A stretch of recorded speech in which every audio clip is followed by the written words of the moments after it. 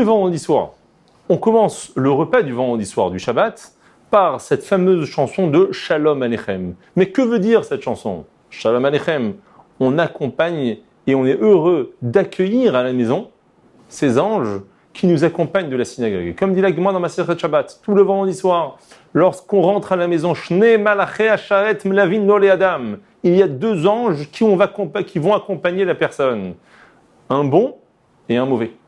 Et lorsqu'ils viennent à la maison, et ils voient que tout est bien rangé, tout est bien organisé, le bon fait une bracha, Yehi Ratzon, que ce soit exactement la même chose, la même situation la semaine prochaine, et le mauvais est obligé de répondre Amen.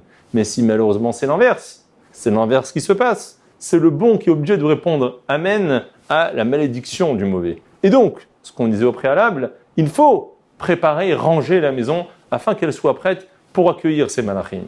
Dans ce Shalom Aleichem, il y a plusieurs strophes. Shalom Aleichem, Malachei Shalom, Malachei Elyon. Donc, on accueille et on chante pour accueillir ces anges chez nous à la maison. Ensuite, on dit Boachem les Shalom. Soyez les bienvenus chez moi à la maison. Et il y a deux dernières strophes qu'il faudrait comprendre. Barchouni les Shalom. On demande aux anges de nous bénir. Or, on sait qu'il n'est pas évident, voire même interdit, de prier aux anges. On ne prie uniquement à Kadosh Baruch Hu. Et entre parenthèses, lorsqu'on va dans un cimetière, on ne prie jamais au tzaddik, on ne prie jamais au défunt.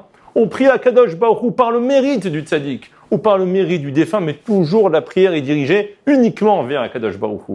Donc, de quel droit on demande une bracha aux anges? La réponse dans un autre épisode.